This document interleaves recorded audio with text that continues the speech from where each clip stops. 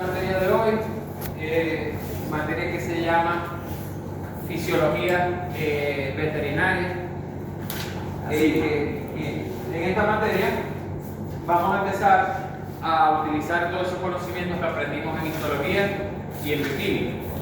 Es una combinación de las dos, y lo que vamos a hacer en esta materia es aprender el funcionamiento de la célula. Hasta ahora hemos visto las estructuras, hemos visto las partes anatómicas, histológicas, pero ahora vamos a aprender cómo funciona ese cuerpo del animal, ese organismo, cómo interactúan esas células las unas con las otras.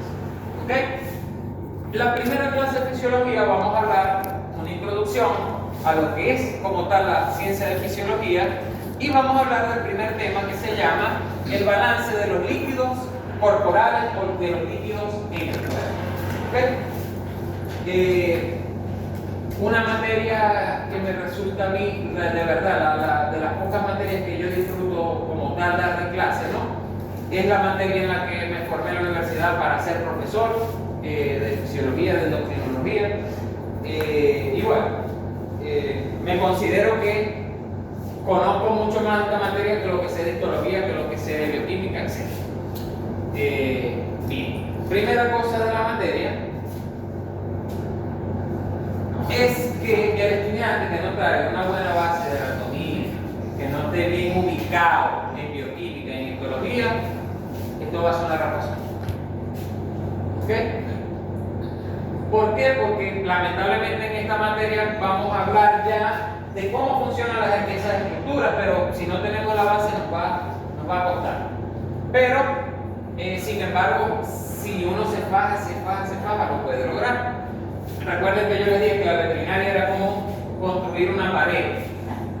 Hay unos bloques que están abajo, pero si los bloques de abajo yo no puedo poner los bloques de arriba porque no tienen base. Y otra cosa que no les gusta hacer a ustedes, leer. A ustedes no les gusta leer.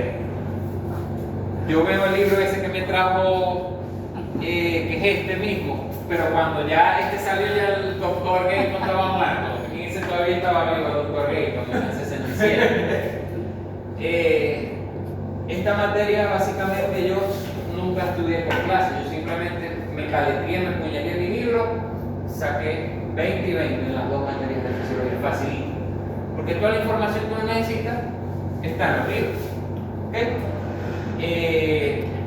Estoy pensando, para la materia de la nueva materia de fisiología, yo sé que va a ser una raspazón, una fisiología 2, porque no voy a dar clase ni contenido, voy a trabajar solamente con el libro, y las clases son a capela pizarra. ¿Okay? Para el que lea no hay problema. El problema es que yo tengo que de alguna manera incentivar a ustedes a leer.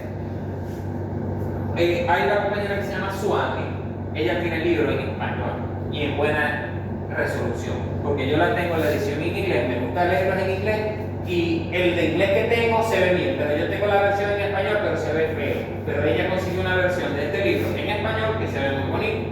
¿Okay? El libro es el de Tratado de Fisiología Médica de Gay. ¿Okay? Este libro es de uso en humanos. Nosotros tenemos el libro de Cunningham de Fisiología Veterinaria, son los dos muy buenos. A mí me gusta trabajar más con el Gayton porque me gusta más en realidad el Gayton, me parece que es más específico, y lo mismo, cosas que aplican para la fisiología humana, aplican para la fisiología animal. Incluso en la Universidad de Zulia me dieron clases, los profesores usaban el libro. ¿Okay? Ahora, habrá cosas que variarán. Los latidos del corazón por minuto son los mismos en todas las especies, que es la cantidad de veces que un corazón late por minuto. Bueno, claro, también esta cantidad, el humano esta cantidad, varían pero por cuestión de especie, pero en esencia es lo mismo. Y de esta materia no es una materia de solamente caletrear, porque no les va a funcionar. En esta materia hay que realizar interpretaciones. ¿Okay? Realizar interpretaciones. Si la bioquímica y tal me dice esto, ¿cómo va a actuar esta molécula? ¿Cómo va a ocurrir este proceso? ¿Okay? Y bueno, al que no le guste leer el libro, también no le voy a decir, no van a pasar la materia si no le gusta leer el libro. No van a pasar la materia si no se fajan estudiando bastante. ¿Ok? Bien. Ok. Yo, a medida que voy hablando, yo les voy diciendo de qué capítulo del libro les estoy hablando. En este caso les estoy hablando del capítulo número 1, la organización funcional del cuerpo humano, mis cojones del humano. Vamos a trabajar con animales, pero esto mismo aplica para el animal. Control del internal environment, que es el medio interno, esa es la traducción al español, medio interno. ¿Ok? Bien, hablemos entonces del capítulo 1 del game. Oxford. Hablamos de la fisiología, que es entonces la ciencia que se encarga de estudiar los procesos naturales, los procesos de funcionamiento del cuerpo, en cómo interaccionan las células, sus biomoléculas en el cuerpo, para lograr una función. ¿Cuál es la función? Un estado de equilibrio, un estado del animal de salud, ¿okay? Un estado de balance, ¿okay? Del animal. ¿Bien?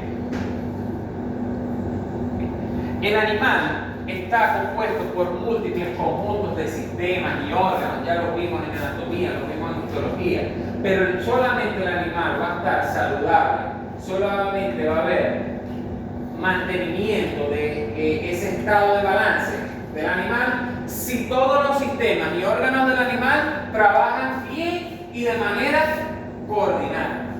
¿Ok? La falla en alguno de estos sistemas va a producir en el animal cambios a nivel corporal que van a causar enfermedad, muerte, etc. ¿Ok?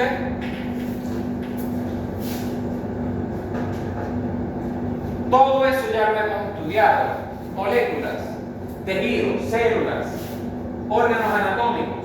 Ahora vamos a ver cómo funcionan esos órganos, cómo funcionan esas moléculas. Ya sabemos que es un eritrocito, pero ¿cómo hace el eritrocito para llevar oxígeno a los tejidos? ¿En qué forma lo hace? Ya sabemos que es un riñón, pero ¿cómo hace el riñón, la nefrona, para producir la orina? Eso es lo que vamos a ver en esta materia. ¿Ok? Hay diferentes ramas de la fisiología, como tenemos la fisiología celular, que estudia el funcionamiento específicamente de las células. Fisiología orgánica, que estudia el funcionamiento no nada más de las células, sino de todo un tejido, de un órgano. ¿Ok? Fisiopatología, esto no lo vamos a ver, esto lo vemos más adelante en la carrera, que es la fisiología, pero de la enfermedad. No vamos a ver cómo funciona un hígado sano, sino que vamos a ver cómo funciona el hígado cuando hay problemas, cuando tiene daños. ¿Okay? Estudia los tejidos de la fisiología tisular, y la fisiología sistémica estudia el funcionamiento de los diferentes sistemas que tiene el animal, el individuo. ¿Okay?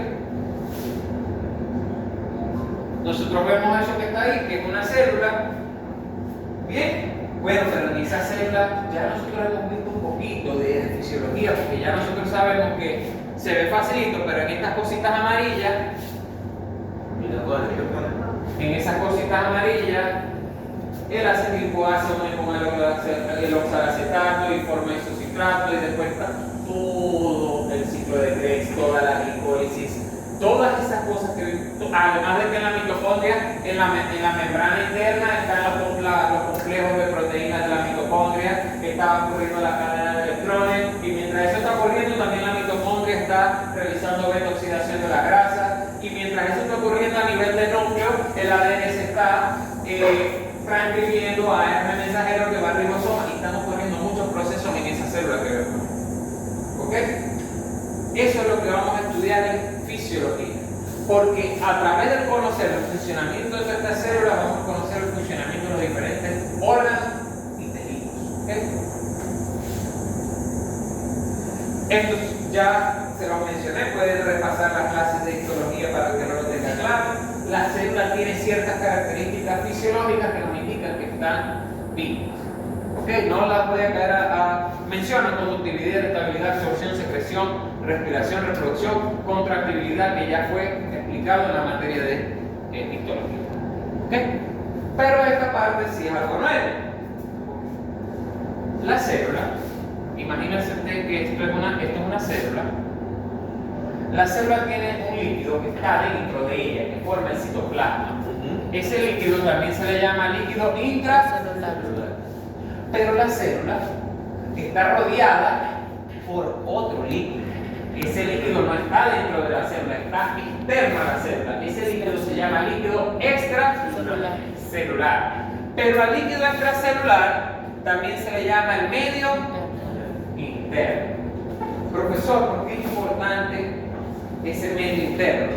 Bueno, porque la célula para sobrevivir tiene que recibir ciertos sustratos, glucosa, minerales, agua, entre otros.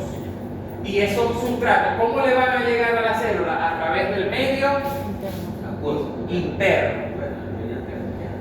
Si hay desbalances en el medio interno tiene que tener, no sé, 10 gramos de glucosa, por darles una cifra. Si hay un desbalance en eso y no tiene glucosa, ¿cómo tiene energía la célula? No tiene y se muere. O sea, la fisiología lo que busca, el cuerpo lo que busca es que siempre ese medio interno, ese ambiente que rodea a la célula sea propicio para que la célula se pueda desarrollar. ¿Okay? Si hay cambios, variaciones en ese medio interno, muchas veces eso va a llevar a daños en la célula y destrucción de la misma. Hay un líquido que no está ni dentro de la célula y hay dos líquidos de tipo de medio interno, hablemoslo así. Dos líquidos que son extracelulares. El que está en el tejido, que se llama líquido intersticial, y el que está dentro del vaso sanguíneo, que se llama intravascular o plasma sanguíneo. Esos dos líquidos, el plasma y el líquido intersticial, están por fuera de la célula, mientras que el líquido intercelular está por dentro. ¿Okay? Acá vemos una imagen. ¿Qué vemos acá? Tejido Conectivo laxo. Sí. Sabemos que la parte blanca es líquido. Ese líquido es el que le da supervivencia a todas esas células alrededor, porque de ese líquido es que la célula obtiene sus nutrientes.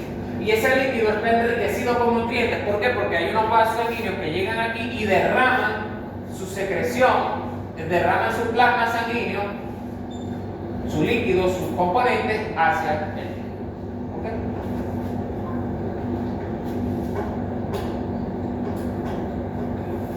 Entonces tenemos que ese medio interno tiene que tener ciertas cosas. El medio interno tiene que tener cierto nivel de oxígeno, tiene que tener cierto pH, cierto nivel de nutrientes, de aminoácidos, de líquidos, tiene que tener cierto nivel de glucosa. Entonces hay muchos órganos por los que ese medio interno va recorriendo, porque recordemos que el plasma recorre muchos órganos, porque básicamente está en el torrente sanguíneo. Entonces cuando él pasa por algunos órganos como el respiratorio, él se enriquece. Cuando él pasa por el riñón, él expulsa desechos. ¿Okay? Entonces en todo eso se logra ese mantenimiento del medio interno. Al estado del cuerpo de equilibrio de ese medio interno se le denomina homeostasis. ¿Qué es la homeostasis? Pregunta de examen. Se le denomina homeostasis al equilibrio o balance del medio interno. ¿Qué es el medio interno? Ya se los he ido explicando alrededor de la clase. ¿Okay? Entonces, en este tipo de clases va a haber esto que está acá, que son posibles preguntas de examen. ¿Okay? Por ejemplo, ¿cuál sería la distribución de líquidos corporales para un humano adulto de 75 kilogramos de peso? Y aplica lo mismo para el caso de un vacuno, simplemente cambiar el peso del animal, porque sabemos que una vaca va a pesar 450, 500 kilos, no va a pesar lo que pesa un humano, y un perro no va a pesar tampoco lo que pesa un humano. Entonces, tienen que tener unas cuentas acá en la mente, de que un individuo adulto, el 60% del cuerpo, ¿de qué está formado? De agua. Es decir, el 60% del peso de un animal, en el caso de una vaca que sea un baute, un becerro de 100 kilos, son 60 kilos de agua, 60 litros de agua. De ese 60% del agua del animal, un tercio se encuentra fuera de la célula, es el medio interno. 20%. Un tercio. un tercio no es un 20%, un tercio es un 33,333333, expresión decimal periódica pura y Está diciendo el 60. ajá. Es la mitad. No, no, estoy diciendo un tercio, no estoy diciendo. No me está entendiendo. El cuerpo es un todo. El 60% del cuerpo es agua. De ese, estoy hablando del tercio del 60%. De ese 60%, El 20%. ¿No? bueno, sí, ok, ya le entendí lo que me quiso decir. Ya le entendí lo que quiso decir, pero se le va a hacer más confuso si lo lleva de esa manera. Ya le entendí lo que me quiere decir. O sea, ver, dividir de una vez esto y que, ajá, sí, un tercio de 60 es un 20%. Ok, sí. En este total. Ajá. Ok. 60%, usted lo divide en tres. Ok. Dos partes están dentro de la célula, líquido intracelular. Ya salió esto. Si es un becerro de 100 kilos, dos partes que estén, si 60, serían 40 litros de líquido solamente, están dentro, perdón, en un becerro de, 40 litros de líquido en un becerro de 100 kilos están dentro De la célula. de la célula. Están ahí. El otro tercio, es decir, el otro 20 litros de estos 60 litros, el otro tercio, se encuentra en el líquido intersticial, que es el 15%, que es el 80%, y un 20% se encuentra en el plasma sanguíneo. En el intravascular. Intravascular. Esa sería la distribución de los líquidos en el cuerpo. Si lo hacemos con un ejercicio,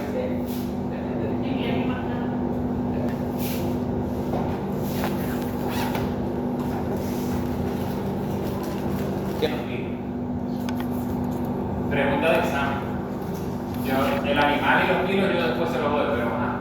Si el 60%, ajá, es líquido, y el 40% es sólido. A mí no me interesa los sólidos porque yo lo que estoy calculando son los líquidos.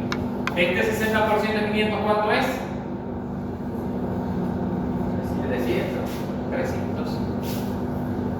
300 litros de líquido. Estos 300 se van a dividir en 100 litros, que es extracelular, y estos otros 200 litros, ¿dónde están? Intracelular.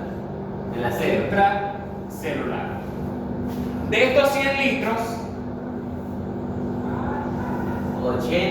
80 van a estar en líquido Intersticial. y 20 En el plasma. ¿Cuál es el volumen de sangre de una vaca de 500 litros? De 500 kilos. El volumen de sangre. De una vaca de 500 kilos. 100 litros. No. No. No. ¿Usted nunca manda una vaca? Pero no sé. Ajá, ¿cuántos litros bota? ¿Cuántos litros? No sé. Un animal de 500 kilos puede tener 28 litros de líquido. ¿Por qué, profesor? Si usted me está diciendo si son 500, tiene 20 litros de plasma. Porque la sangre no es nada más plasma. Los otros 8 son de eritrocito y sobre todo los de elementos sólidos de la sangre. O sea, ahí, porque mira, ahí te está diciendo que 80 litros son intersticial, ¿verdad? Que es afuera de la célula. Y te está diciendo que Les voy a hacer un ejemplo con un perro también, pero ya va, estoy buscando 20 el. litros intravasculares son 20 de plasma, sino los huesitos, plaquetas, ¿entendés? Ajá, vamos a hacer otro cálculo. Vamos a hacer un cálculo más dinámico. A ver. Bien, a ver. Ajá, Michelle, ¿qué puede pesar usted? 87. 87. Vamos a hacer la cuenta bien. Vamos a ver cuánto de sangre puede tener usted en la vena. 87 kilogramos. Eso de Michelle. Ajá. Primero, vamos a sacar cuánto tiene ella de sólidos en el cuerpo. Es en el caso de la mujer varía un poquito. Pero vamos a hacer la misma cuenta, 40% de sólido. ¿Cuántos kilos tiene ella de sólido? 40 por 87, multiplíquelo. O sea, 40 por 87%. 40%. Multipliquen 87 por 40%, me dan la cuenta. El mío está aquí. Saca el mío. 5 kilos. 87 por 4. 34.8. 35 para ir para los panos. Este es el peso de ella, pero sin agua. El peso solamente de sólido. Vamos a sacar el peso de agua. Simplemente restamos de 35 a 87 y es el resto, ¿verdad? El otro 60%. ¿Cuánto sería de peso? A 87 le restamos 35 y da 52. O sea que ella de líquido en su cuerpo tiene 52 litros de agua. Ajá, de ese 52 vamos a sacarle 2 tercios de líquido, 2 tercios. Esa sería la cantidad de líquido dentro de cada una de las células de ella. Los 2 tercios, 52 por 0.66 da 34. 34,6. Sí, pero vamos a redondear. Entonces, ella, el peso de su sólido y el peso de lo que está dentro de sus células son estos dos. Vamos a ver cuánto tiene ella de líquido intersticial, que serían 17.4. y de este 17, el 80% está no en sus células, sino al lado de sus células. ¿Ves? ¿Cuánto es el 80% de 17? Como 12 litros. 17 por 0.14. 14 litros de líquido intersticial que están metidos ahí entre el tejido conectivo, que están metidos ahí en el tejido conectivo lazo, que están ahí. Ahora, el otro que está en su vaso sanguíneo, ¿cuánto sería el restante? 3 litros. ¿Y eso no? 3 litros del plasma. Ah, bueno, pero ella tiene eritrocitos, ella tiene plaquetas, tiene neutrófilos. Al final, una mujer de peso más o menos ese puede tener de sangre unos 5 litros y medio de sangre.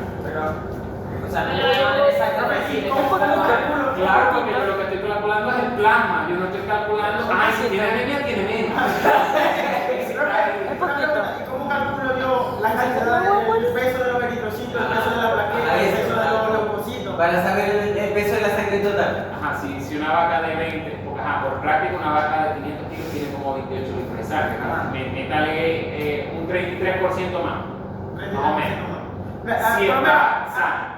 Al 14 le sumamos un 37%. Más o menos, por eso que más o menos ella debe tener unos 5, 5 y medio, eso varía. ¿O al 14 o a los 3 litros? A los 3 litros le sumamos. Los 3 litros. A los 3 litros. Una cosa, cada uno de estos, este es sólidos en el cuerpo. Ajá. Cantidad de líquido en su cuerpo. Líquido intracelular, líquido extracelular, líquido intravascular, líquido intersticial. Eso me lo tienen que colocar porque es pregunta de examen. Aquí está. ¿Cuál sería la distribución de líquidos en un búfalo adulto de 500 kilos, de 700? ¿Hacen en la misma manera? Ok. No, yo no lo he visto. En los jóvenes, en los animalitos jóvenes son diferentes las cosas. En los cachorros, en los bebés, en los becerros. El animal mientras más joven mayor porcentaje de líquido tiene. A lo mejor no es un 60% de líquido del animal adulto. Bueno, es joven, sino que es un 70, un 85, bastante. Un bebé casi todo líquido. ¿Ok? Casi todo es líquido. ¿Sí? Vemos una búfala muy bonita. El cuerpo de los felinos y caninos tiene un 60% de agua. En los cachorros el porcentaje es mayor. ¿Por qué? Porque los animales adultos siempre tienen menos agua que los animales jóvenes. Los rumiantes adultos están constituidos alrededor del 60% de la masa corporal, mientras que los animales jóvenes se estima aproximadamente 86% de masa corporal en agua. Los camélidos En agua. en agua. En agua. ¿Okay? Los camelios necesitan muy poco agua si su dieta regular incluye hierbas ricas en húmedo. Son un tipo. Un tipo que no tiene un coño que le en la imagen lo pusieron. Ajá. Entonces, ¿qué pasa? Hay una diferencia abismal entre el líquido intracelular y entre el líquido extracelular. Hay demasiada diferencia, no nada más en la ubicación, sino en la composición, porque no es lo mismo el citoplasma que el plasma sanguíneo. Las concentraciones de ciertas moléculas, iones, proteínas, tal, varían. Entonces, para que vayan sabiendo, hay ciertas normas. Por ejemplo, el sodio está muy concentrado fuera de la célula, pero está en poca cantidad dentro de la célula. Esto es vital para entender fisiología. Esto se llama gradientes de concentración de los electrolitos. La bomba de potasio. El sodio está muy concentrado fuera de la célula y está poco concentrado dentro de la célula. ¿Okay? El potasio es al revés. El potasio está muy concentrado dentro de la célula y hay muy poco potasio fuera de la célula. El calcio está muy concentrado fuera de la célula y muy poco concentrado dentro de la célula. Lo mismo pasa con el cloro, hay mucho afuera y poco adentro. El bicarbonato está más o menos balanceado, pero hay mucho más fuera de la célula. ¿Okay? El fósforo, hay mucho más dentro de la célula. ¿Okay? Todo eso va a tener una importancia. Yo para el examen no les pregunto que me diga usted, hay 145 miliequivalentes de sodio por litro en un... No. Yo quiero que sepan, hay mayor concentración aquí que acá, pero no que sepan la cantidad alta. ¿Ok? Listo. Generalmente el líquido extracelular es más rico en iones, es más rico en nutrientes, ¿ok? Mientras que el líquido intracelular es diferente, ¿ok? En el sentido de que tiene iones, pero tiene otros en mayor cantidad y otros en menor cantidad, ¿ok? Acá vemos componentes importantes y características físicas del líquido extracelular. Aquí hay ciertas moléculas como oxígeno, dióxido de carbono, el sodio, el potasio, el calcio y cómo están en los diferentes valores, lo que es normal y lo que es anormal de cada uno de esos valores. ¿Okay? Esto es una tabla de referencia, esto es uso humano, no lo vamos a usar en animales. Para animales tenemos la específica de vaca, de búfalo, de cada animal. ¿Okay? Primera pregunta, que lo hemos mencionado mucho, ¿qué es un ion? ¿Quién me dice que es un ion? A ver, Rosa o Faría, díganme qué es un ion. ¿Ah? Cuéntenme. ¿Quién me dice que es un ion? Es una partícula que está cargada eléctricamente, es un elemento de la tabla periódica cargado eléctricamente. Hay iones que se cargan de manera positiva, que son llamados los cationes, mientras que los que tienen una carga parcial negativa son llamados los aniones. ¿Ok? Ahí tienen diferentes iones. ¿Ok? En este caso tenemos el acetato, el amonio, el carbonato, el clorato, el clorito, el cromato, el cianuro. Ellos tienen cada uno diferentes cargas, algunas positivas, algunas negativas. Sin embargo, los que más nos interesan a nosotros son sodio, potasio, fósforo, calcio, magnesio, manganeso, etc. ¿Okay? Aquí tienen un resumen de más o menos las características del líquido intracelular y de las características del líquido extracelular. Por ejemplo, el bicarbonato está muy grande aquí afuera y poquito adentro. El sodio mucho afuera, poco adentro. El cloro mucho afuera, poco adentro. El calcio mucho afuera, poco adentro. El potasio poco afuera, mucho adentro. El fósforo poco afuera, mucho adentro. Afuera hay mayor cantidad de glucosa, mayor cantidad de ácidos grasos, mayor cantidad de aminoácidos en comparación a lo que es el citoplasma. ¿Okay?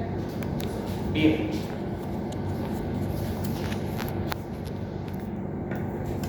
Ahí está el concepto de lo que es homeostasis, ya se lo mencioné que era anteriormente, me adelanté un poquito, pero ya les dije que es homeostasis. ¿Ok? Hay que comprarse 10 de eso, ¿no? Ahí está la definición, avanzo. ¿De dónde se originan los nutrientes que hay en ese líquido extracelular, en ese medio interno? Obviamente, tenemos que consumirlos porque somos seres vivos heterótrofos. La glucosa, aminoácidos, ácidos grasos vienen del sistema digestivo, los absorbemos de los alimentos. Hay minerales, vienen de los huesos, vienen de diferentes órganos del cuerpo. ¿De dónde obtiene el medio interno el oxígeno? De los pulmones. ¿De dónde obtiene el medio interno eliminar la urea, el amoníaco? De los riñones. Entonces, todo ese sistema que vemos en el cuerpo, el único objetivo que tiene es mantener equilibrado el medio interno. Porque si el medio interno está bien, la célula está bien. Y si la célula está bien, todo marcha fino. ¿Okay? Aquí, por ejemplo, eliminación y excreción de desechos. ¿Quién lo hace? Esos dos están ahí. El hígado y los riñones. ¿Ok? Se encargan de eliminar desechos, de metabolizarlos. ¿Okay? Pero, por ejemplo, ¿quién regula las funciones corporales? ¿Quién le dice al corazón latir más rápido, latir más lento? Sistema nervioso, las glándulas endocrinas. ¿Quién se encarga de protección del cuerpo? Por un lado están las células del sistema inmune, que van a empezar a ver ustedes inmunología con la piel. ¿Okay? Pero el mayor mecanismo de defensa que tenemos es la piel. ¿Okay? Es la piel. Reproducción. Bueno, tenemos todo un aparato reproductor, los machos y las hembras, para que pueda ocurrir ese proceso. ¿Ok?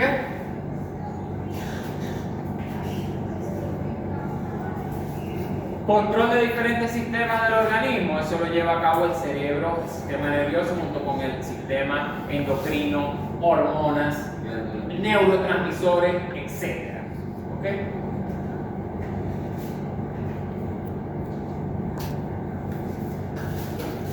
Por ejemplo, ¿cómo se logra controlar la cantidad de oxígeno que hay en los tejidos? ¿Quién le dice a este tejido que agarre más oxígeno, que agarre menos oxígeno? Muchas veces son las mismas leyes de la termodinámica. Ya, estamos ratos como no nos acordamos de las leyes de la termodinámica. Bueno, pero hay una ley de la termodinámica que, por ejemplo, imagínense que en este vaso, en este tejido, ¿ok? Hay un vaso sanguíneo. Normalmente el vaso sanguíneo, la sangre arterial, tiene mucha concentración de oxígeno. Mientras que el tejido, como no se ha oxigenado, tiene baja concentración de según la segunda ley de la termodinámica. ¿Qué dice la segunda ley de la termodinámica? No, se lo dice la segunda ley de la termodinámica. No, la segunda ley de la termodinámica dice que donde hay una mayor concentración quiere ir a donde hay una menor concentración. Eso no es la segunda ley de la termodinámica. Eso se llama difusión y se llama osmosis en base a la segunda ley de la termodinámica, pero no es la segunda ley de la termodinámica. En la segunda ley de la termodinámica vemos que los sistemas, a pesar de diferentes, tener misma cantidad de energía, tienden a estar siempre en la función del sistema que requiera menos energía. Eso es que las moléculas tienden a desordenarse, no es normal el orden.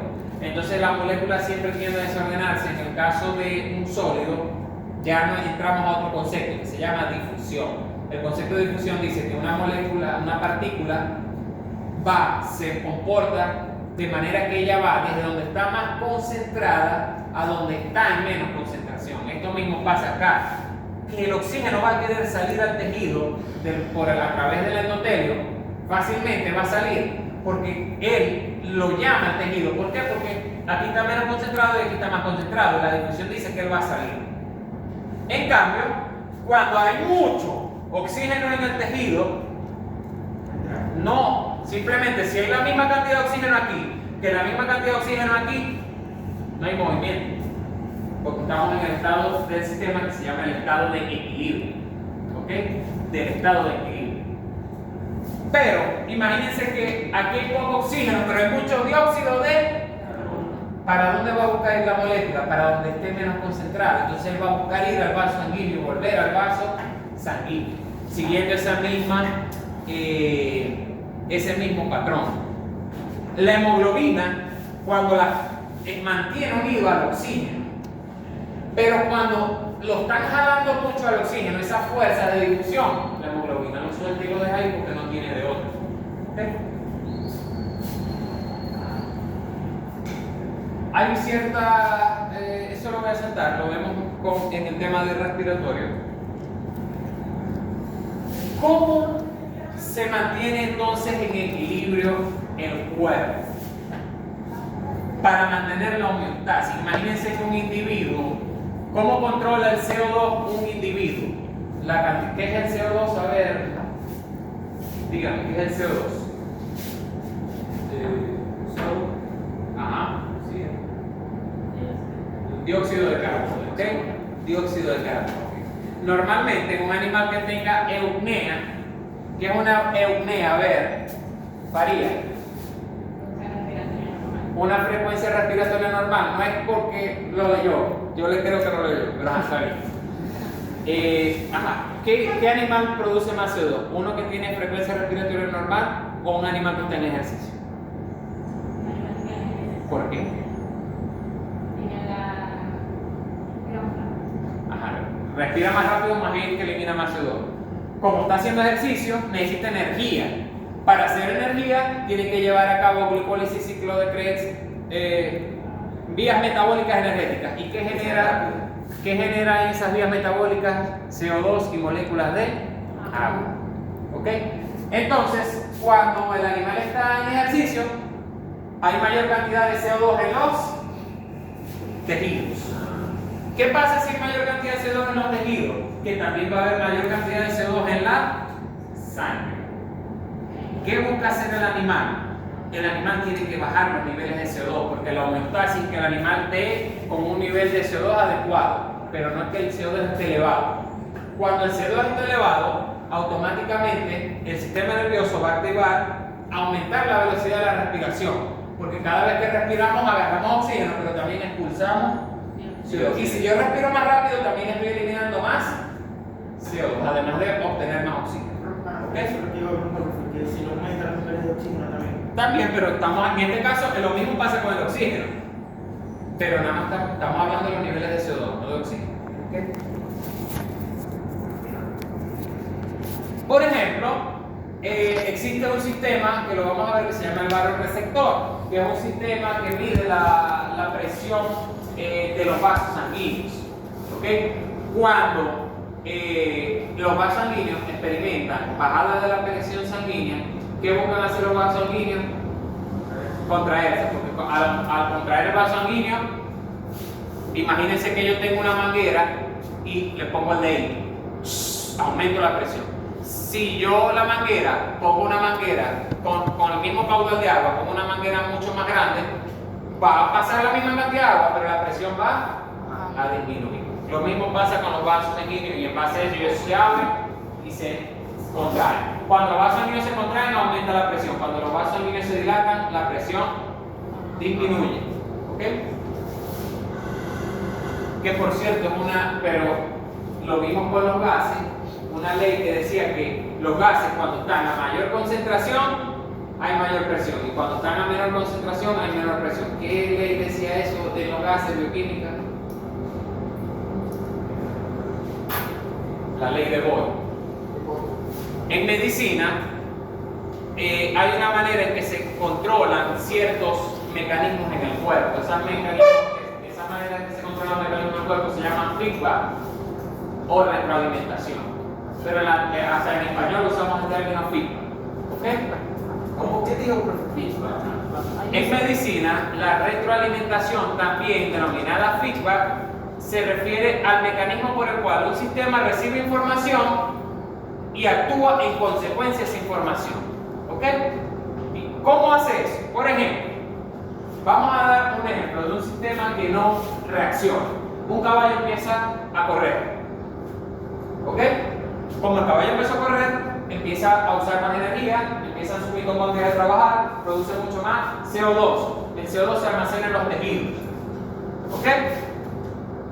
Hay dos tipos de cosas que pueden pasar ahí. Un feedback positivo y un feedback negativo. Vamos a ver cuál es el que lleva a que el caballo siga vivo. Si el animal aumenta sus niveles de CO2 y el feedback que ocurre es positivo, ¿ok? ¿Qué pasa con un feedback positivo? Taquipnea.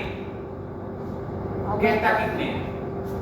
Aumenta la frecuencia. Aumenta la frecuencia respiratoria.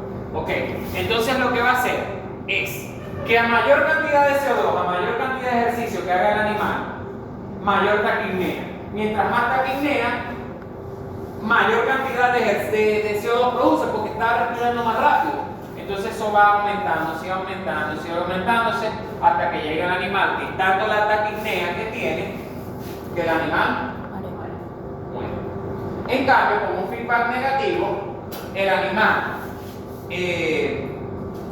hizo su ejercicio, terminó ya de hacer su ejercicio, está otra vez en relajación. ¿Qué pasa? Que el nivel de CO2, cuando el animal aumentó la frecuencia respiratoria, se niveló, pero el animal, como ya se niveló, ya dejó de hacer ejercicio, simplemente hay un feedback negativo y vuelve otra vez de la taquipnea a la eupnea. Y otra vez los niveles de CO2 están bajo control. ¿Lo entendieron o no lo entendieron? Para explicarlo otra vez. Lo que no entiendo es que el positivo te lleva a la muerte y el negativo es el regatario. No siempre el positivo lleva a la muerte, pero en la mayoría de las veces los feedback positivos del cuerpo van a llevar a la muerte. En ciertas ocasiones no. Puede leer el libro, hay 2 páginas que hablan de ejemplos de feedback positivo bueno y feedback positivo malo. Por ejemplo, vuelvo otra vez, el animal está haciendo ejercicio. ¿Qué pasa cuando el animal hace ejercicio? Aumenta sus niveles de CO2. Y para él nivelar sus niveles de CO2 tiene que expulsar más CO2. Cuando él aplica la taquipnea, él equilibra sus niveles de CO2. ¿Qué pasa si él continúa en taquipnea a pesar de que ya no esté haciendo ejercicio? Si él está en equilibrio, porque está haciendo ejercicio, pero ya cuando deja de hacer ejercicio no se necesita taquipnea. Porque ¿qué va a hacer que ocurra más taquipnea? Que siga eliminando el animal más CO2 y va a haber más taquipnea y va a eliminar más CO2 y va a haber más taquipnea hasta que al punto que el nivel de CO2 baje tanto que eso cambia el pH de la sangre y el animal puede morir. ¿Qué es lo ideal? Un feedback negativo. Un feedback negativo porque al haber taquipnea, la taquipnea, cuando ya el animal está en reposo, no induce más taquipnea, sino que induce la eupnea, que baje la frecuencia. Entonces, una cosa que es el aumento de la frecuencia respiratoria indujo la disminución de la frecuencia respiratoria cuando ya no se necesitaba que tuviera algo. Porque si la frecuencia respiratoria sigue aumentando, sin nadie que la controle, obviamente el animal va a morir. ¿Sí? ¿Okay? Otra mejor manera, un mecanismo, el feedback negativo es un mecanismo de control del cuerpo cuya finalidad es equilibrar el sistema y en caso de ser necesario reconducirlo para así reducir el efecto de acciones que produjeron las alteraciones y por ende recuperar el balance original. Imagínense este feedback negativo. Hay un aumento en la presión arterial. Si fuera un feedback positivo, un aumento en la presión arterial hace que el corazón se contraiga más y haya más presión arterial, y haya más contracción del corazón, y haya más presión arterial, y haya más presión de contracción del corazón, y haya más presión arterial hasta que las arterias explotan por el corazón. Ese feedback negativo es que el animal muere, positivo.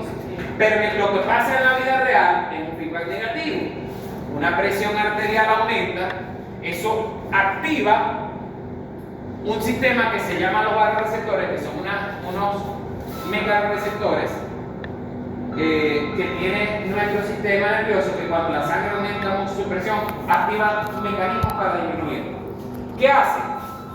Que hace estos sistemas vasoreceptores le indica al corazón de que disminuya su fuerza de contracción y su volumen de contracción. Y como al corazón le bajó 2, la presión arterial le bajó 2. Pero al contrario, si fuera un feedback positivo, disculpen que tengo que contestar una llamada. Feedback positivo bueno, el feedback positivo es el que se caracteriza porque se manda una reacción, hay un estímulo y el cuerpo responde con un estímulo igual pero más fuerte. Por ejemplo, una hembra que tenga contracciones uterinas, ¿ok? Esas contracciones uterinas hacen que haya más contracciones uterinas y más contracciones uterinas hasta que llega el proceso del parto. Una hembra tiene un folículo pequeño que produce estrógeno. El estrógeno activa una hormona que se llama GnRH, hormona liberadora de la gonadotropina. La hormona liberadora de la gonadotropina hace que se produzca más LH y FSH, que hace que el folículo produzca más estrógeno, que hace que produzca más NRH, que hace que se produzca más LH y FSH, que hace que se produzca más estrógeno, y más estrógeno, y más estrógeno, y así un círculo vicioso hasta que llega el punto que el estrógeno llega al nivel de que origina la ovulación. ¿Ok? Y eso es un feedback de tipo positivo. Un ejemplo de feedback positivo que nos va a matar. Usted perdió 2 litros de sangre. Lo normal que hace el cuerpo usted si usted perdió sangre es que contrae los vasos sanguíneos para que le llegue más sangre a los órganos importantes y le llegue menos sangre a los órganos importantes. El cuerpo usted va a buscar que usted consuma agua para ganar líquido, para ganar plasma sanguíneo, para ganar volumen de sangre. ¿Okay? ¿Qué pasa con el feedback positivo? Que un animal pierde mucha sangre, le empieza a llegar menos sangre al corazón. El corazón, como le llega menos sangre, bombea más lento y menos fuerte. Y como el corazón está bombeando más lento y menos fuerte, la presión arterial baja más y el volumen de sangre baja más y el corazón se pone más triste y hasta que el corazón prácticamente se detiene. Eso es un feedback de tipo positivo que es negativo. ¿Okay? Perdón, es un feedback de tipo negativo. Positivo. Positivo, que es negativo. Eso, por ejemplo, un humano de 60 kilos con 5 litros de sangre, si él pierde 1 litro de sangre, todavía sus mecanismos corporales con su feedback pueden regular la homeostasis y que esa persona sobrevive. Pero si una persona de 5 litros de sangre pierde ya 2 litros de sangre, ya ni siquiera el sistema, los mecanismos que activa el cuerpo con su feedback van a ser suficientes para que esa persona sobreviva. En este caso, si queremos que sobreviva el animal o la persona, tiene que haber una transfusión obligatoria. ¿Okay? O bueno, los despedimos, le damos un abrazo, como si fuera un feliz año y se murió para nosotros. ¿Qué vamos a hacer? Ya se puede el bolsillo. Okay. Hay ciertos mecanismos en los cuales, por ejemplo, que se llevan al contrario. Usted es insulina y yo soy glucagón. Cuando usted se activa, usted me inhibe a mí y hace que la glucosa disminuya. Cuando yo me activo, usted se calla y yo soy el que hace que suba la glucosa. Uno manda sobre el otro, porque la insulina tiene feedback negativo contra glucagón y glucagón tiene feedback negativo contra insulina. En cambio, a veces hay hormonas que tienen feedback positivo entre ellas. Por ejemplo, hormona liberadora de gonadotropinas tiene feedback positivo con LH y FSH. LH tiene feedback positivo con testosterona en el macho. ¿Ok? Eso es endocrinología, pero si leen el libro como habla, como 4 páginas de página, explicando, con facilita, se lo va aderezando, se lo va. Entra esa información rapidito a la cabeza. ¿Ok? Porque le va hablando huevonada y lo va instruyendo. ¿Ok? Ahora, vamos a hablar un poquito del capítulo 2, las funciones de la célula y el control genético de proteínas, síntesis y de esa parte. Miren, esa parte, eso es un repaso de bioquímica y de histología. Ya yo se lo dije, no tengo por qué hacerlo otra vez. ¿Ok? Ya de las células y sus funciones, ya yo le expliqué cómo funciona la mitocondria, cómo funciona el ribosoma, cómo trabaja el núcleo para hacer la transcripción, la replicación del ADN, de la transducción, cómo ocurre la síntesis de una proteína, lo di en la clase de metabolismo proteico, lo di en la clase de ácido nucleico, o sea, de eso ok. Otra vez, transporte de sustancias alrededor de la membrana. Lo di en la clase de bioquímica número 6, lípidos, estructura de los lípidos y transporte a nivel de membrana. Estoy desocupado. Sin embargo, aquí sí repaso el concepto de lo que es ósmosis y difusión. La ósmosis es el movimiento de los líquidos, pregunta examen, ósmosis es el movimiento de los líquidos de donde están más diluidos a donde están más concentrados. Ósmosis. O es difusión. Ósmosis. Estoy hablando de ósmosis. Ósmosis es el movimiento del líquido, de donde hay mayor concentración, de donde hay menor concentración a donde hay mayor concentración. Mientras que difusión es todo lo contrario, el movimiento de partículas donde están más concentradas hacia donde están más diluidas. En este caso, la ley de difusión dice que estas moléculas rojas que aquí están más concentradas van a querer venir para acá, mientras que la ley de ósmosis dice que aquí hay mayor cantidad de líquido, el líquido va a querer venir para acá, que es donde hay mayor concentración. ¿Okay? El líquido va de donde está más concentrada la solución, las partículas van de donde están más concentradas a donde están más diluidas. Eso se llama difusión. Ósmosis para movimiento de líquidos. Y los líquidos van hacia donde haya la mayor concentración en la solución. Es decir, de donde están más diluidos a donde están más concentrados. Todo lo contrario de las partículas. Aquí son las partículas, allá el líquido y aquí las partículas. Por ejemplo, en una solución, esto es una solución de cloruro de sodio, sal de mesa. Y esto es una solución de agua. Las partículas de sodio van a querer venir hacia acá, pero las moléculas de agua van a querer ir hacia allá. Por ósmosis, el agua va para allá y por difusión el sodio viene para acá.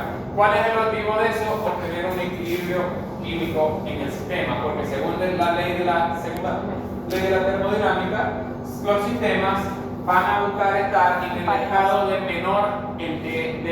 mayor equilibrio, en el estado de menor energía. ¿Okay? Aquí vemos, hay un concepto que es ese que está ahí, que es la presión osmótica. Puede definirse como la presión que se debe aplicar a una solución para detener el flujo neto de disolvente, generalmente agua a través de una membrana semipermeable. Miren, normalmente el agua, imagínate esto es una membrana que deja pasar el agua. Esta agua va a querer ir hacia acá, ¿verdad? ¿Por qué? Porque hay una presión que manda el agua hacia allá, que es la ósmosis. Ella va a buscar ir de donde está más diluida a donde está más concentrada la solución. Fíjense que estando así que A y B, miren los niveles de agua, no están parejos. Porque esta agua está forzada, hay una presión que la lleva a ella a irse hacia donde la solución está más concentrada. En este caso, esta membrana es permeable al agua, pero es impermeable a esta molécula, por eso es que esta molécula no puede ir hacia allá, porque esta membrana no la está dejando por dentro. ¿Okay? Porque hay un concepto que se llama osmolaridad. ¿Okay? Mide la concentración de solutos en un fluido, evaluando el número de partículas. ¿Ok? La molaridad evalúa el número de partículas por volumen en litro de un fluido. ¿Okay? ¿Por qué es importante ese tema de osmolaridad? Porque los líquidos corporales tienen una osmolaridad, tienen que tener una concentración de solutos. ¿Por qué? Porque dependiendo de la concentración y osmolaridad que tenga esa solución, así se va a comportar el agua. Imagínense un eritrocito y yo rodeo al eritrocito en una solución que se llama hipertónica. La osmolaridad normal del plasma sanguíneo, de la sangre, del líquido intersticial, la osmolaridad normal son 300 milimoles. Esa es la unidad, los milimoles, 300 milimoles.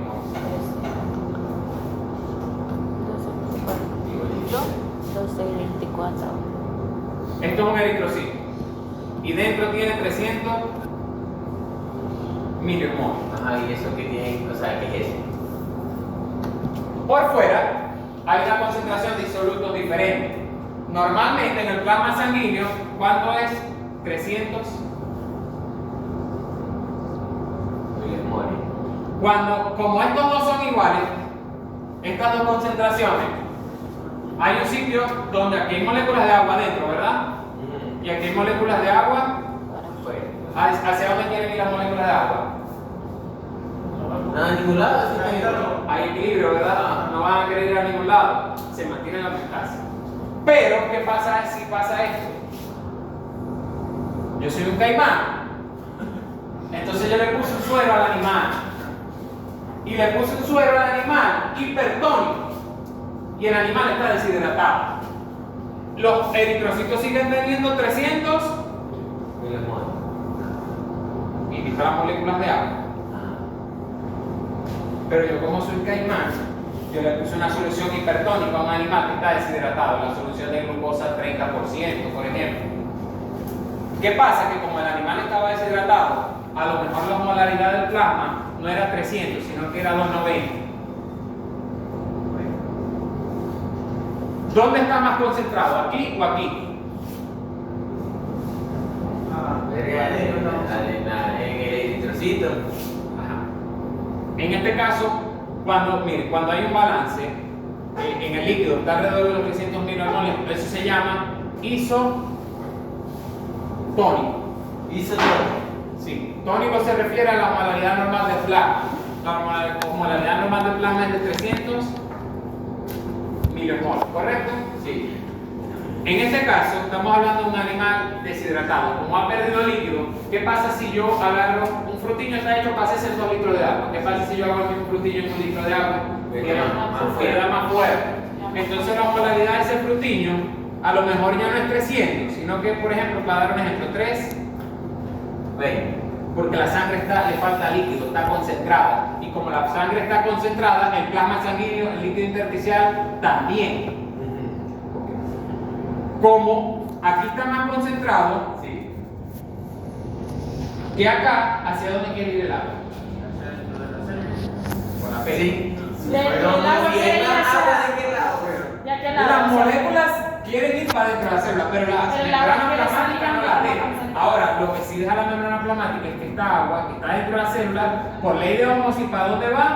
Hacia donde está más concentrado. Aumenta la presión afuera. El agua lo que busca yendo hacia afuera es que haya un equilibrio químico, que los dos queden 300 y 300. Ajá. Pero, Sí, claro. y van a quedar 300 y 300, pero esta célula ya no va a ser así, sino que va a ser una pasita. Porque quedó sin agua. Correcto, porque si Sí. todo el agua de la célula se sale, queda una pasita. Ajá, sí. ¿Quién dice va a ser una explosión? Se va a quedar sin nada. Eso se llama hipertónico. Isotónico ya. Déjame 300. Una solución hipertónica está por encima de los 300 milimoles. Una isotónica está alrededor de los 300 milimoles. Vamos a hacer el otro caso. Imagínense que el mismo eritrocito,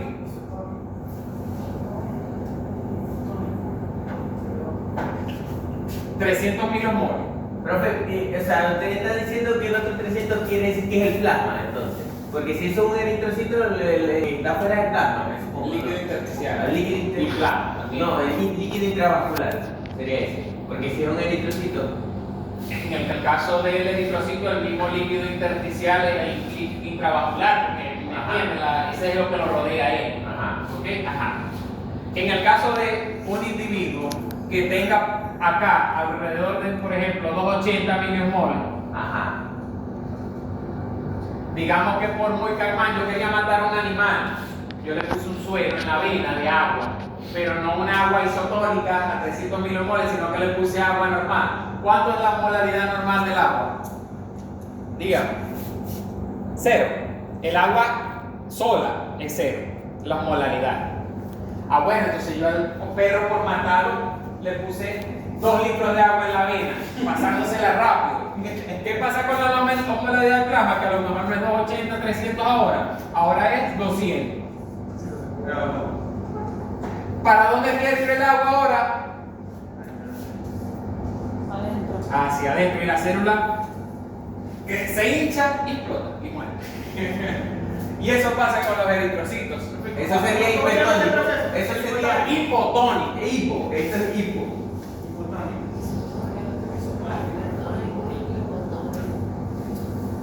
Hipotónico. ¿Ok? Una solución ahora de tipo hipotónico. Bajo de los 300. Y fíjense cómo actúan, por eso es que lo importante es saber elegir la solución que se le va a poner al animal, porque un animal deshidratado no se le puede poner una solución hipertónica. O un animal sobrehidratado no se le puede poner una hipotónica. ¿Ok? Etcétera, etcétera, etcétera, porque son cambios que ocurren en la célula.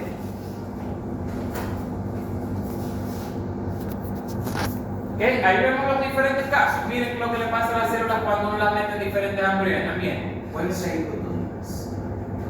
Iso, hiper y Cuando quiere ir hipotónico. hacia adentro.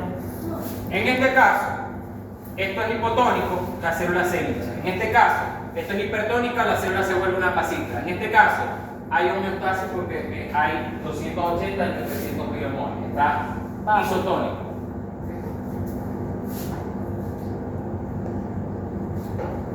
Bien, recuerden, no lo voy a repasar, eso ya lo vieron en bioquímica, lo que es el modelo del mosaico fluido de membrana. ¿Ok? Lo de líquido. ¿Cómo? Eso es lo de líquido.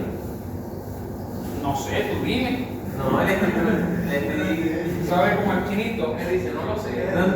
Así. No sé, tú dime.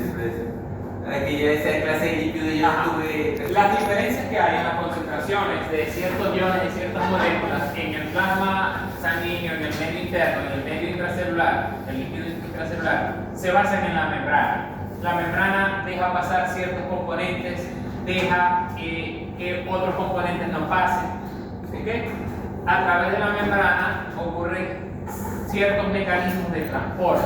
¿Sí? Recuerden que en bioquímica les expliqué que existía un transporte de tipo activo que requería energía o ATP porque iba en contra del gradiente de concentración.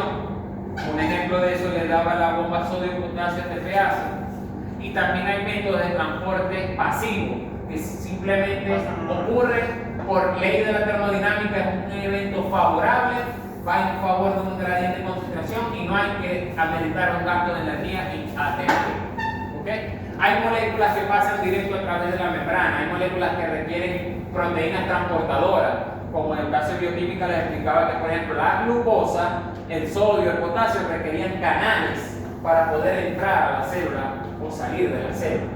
Mientras que había moléculas como algunos ácidos grasos o como el agua que en muchos casos entraban a la célula como si fueran gasparina o como le diera la gana. Te digo porque el agua es una molécula muy pequeña y no. Exactamente.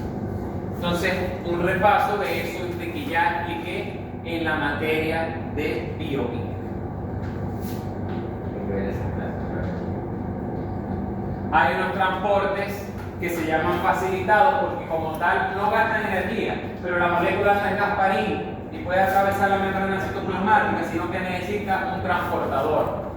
¿Okay? Necesita una gabarra que pase la molécula a través del río. Lo mismo acá. Una lancha. Esos transportadores son específicos. El transportador de sodio es de sodio, el de potasio es de potasio, el canal de calcio, ¿quién entra por el canal de calcio? El calcio. ¿Okay? O sal. Que son proteínas específicas para Son eso. proteínas específicas. ¿Okay? Por ejemplo, hay unas proteínas de esas que son activadas por voltaje. Este es un canal de sodio, está cerrado. Cuando él se abre, abre las puertas. Él no mete el sodio, sino que abre las puertas. Pero el sodio, este es el líquido extracelular. Y este es el intracelular. ¿Dónde está más concentrado el sodio? En el extracelular. Aquí. Por tanto, como aquí está más concentrado y aquí hay menos, él va a buscar directamente Entrar. sin requerir moléculas de ATP. ¿Okay? En cambio, el potasio, él está dentro a gran concentración y afuera está en poquita concentración. ¿Para dónde quiere ir él? Para afuera. Pero no puede salir, porque a pesar de que él quiere ir para afuera, la puerta está Cerrada. y por aquí él no pasa porque él es como yo, no es gasparina. ¿Me entiendes? Sí. Entonces para él pasar tiene que abrírsele la Puerta. que es un transportador, el canal de potasio. El canal de potasio se abre y el potasio va a salir sin requerir energía. ¿Okay? No requiere porque es favorable a la reacción. ¿Okay? Hay casos en que se da una cosa que les expliqué en bioquímica que se llamaba el transporte sin por y el transporte antipor. ¿Okay? ¿Qué es el transporte sin por? Cuando dos moléculas quieren ir para el mismo sitio y las dos se agarran de la mano y se van. Por ejemplo, en la absorción de glucosa a nivel del epitelio cilíndrico simple con microvellosidad de células calciformes, la glucosa se absorbe gracias a un transporte sin por. Se hace una unión entre glucosa y sodio y entran las dos. Como el sodio quiere entrar, la glucosa lo agarra en la mano y agarran viaje los dos. En cambio, hay a veces un tipo de transporte en cual una molécula sale y otra entra. Ese se llama el transporte antipor. ¿Okay? Simpor es el tubo y antipor es como que nos encontramos por el camino. Los transportes que vimos anteriormente son transportes de tipo pasivo, no requieren energía. Por ejemplo, yo tengo estas moléculas de potasio. Para sacarlas, ¿es a favor o es en contra? Para sacarla, es en contra porque va en contra. Y para de la meterla ley. de sodio, para sacarla de sodio, ¿es a favor o es en contra? Es en contra también, la de sacarla de sodio, porque el sodio quiere entrar también. El sodio quiere entrar y el potasio quiere salir.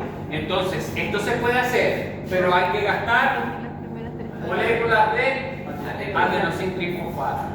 Y eso se le llama transporte Activo. activo.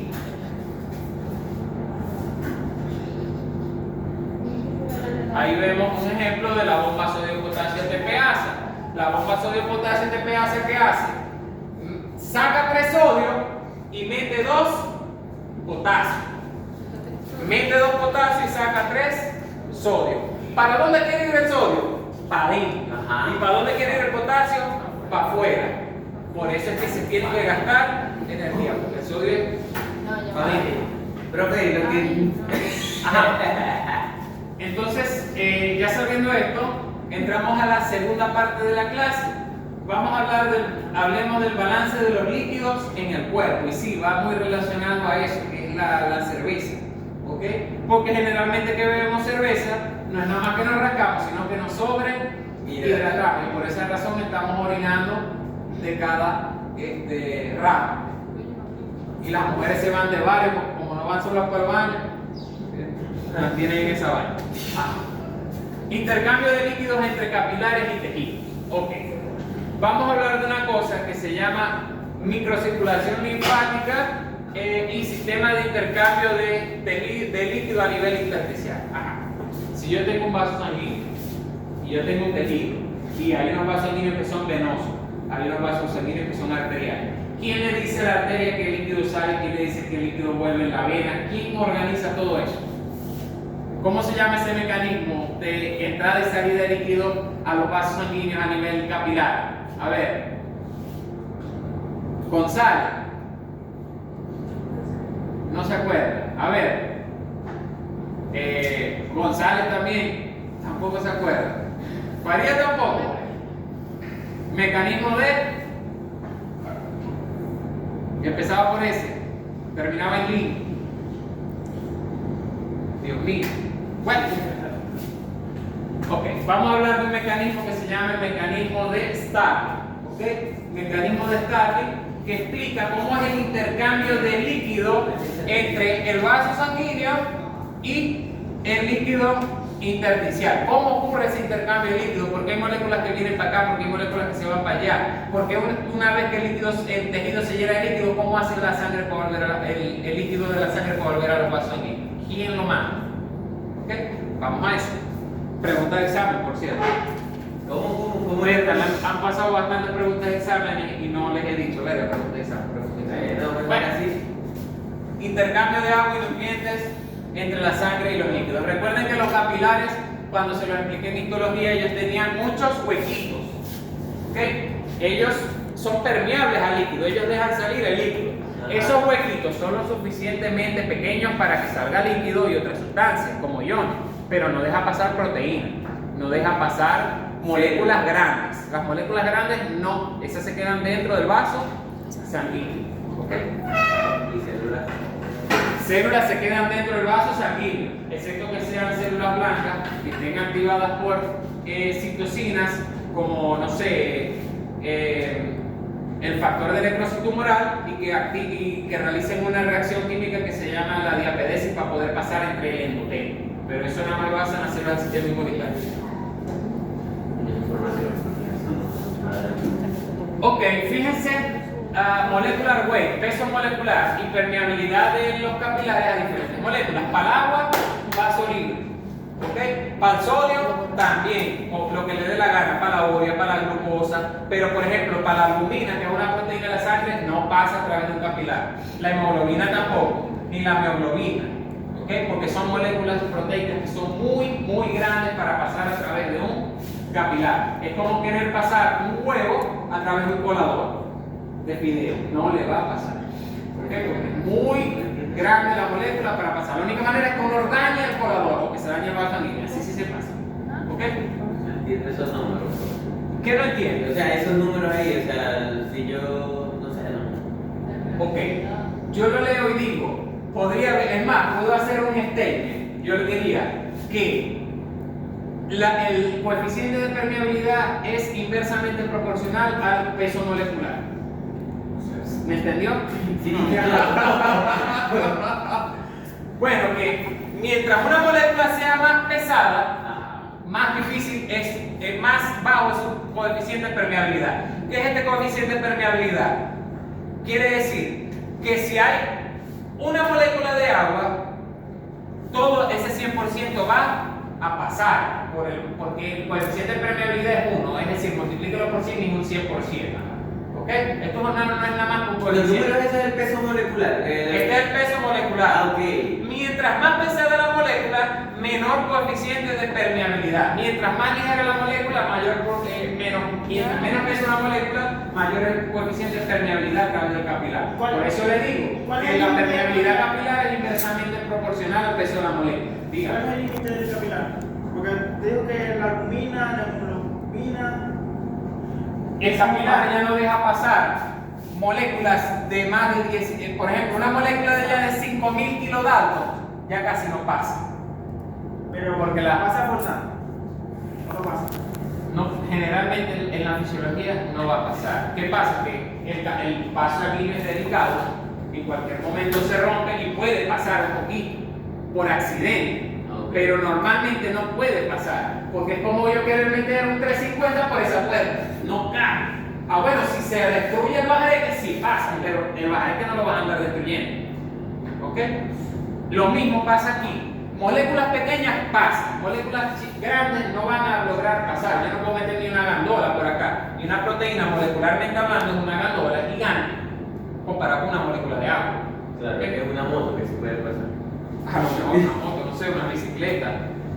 Entonces, existen 4 fuerzas que me van a determinar la salida de líquido a nivel del capilar. 2 son panas que quieren que el líquido salga y 2 están en contra, que quieren que el líquido se quede. ¿Ok?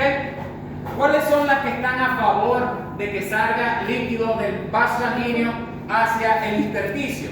La primera es la presión hidrostática de la sangre, o capillary pressure. Ya va. ¿Ok? Presión hidrostática de la sangre.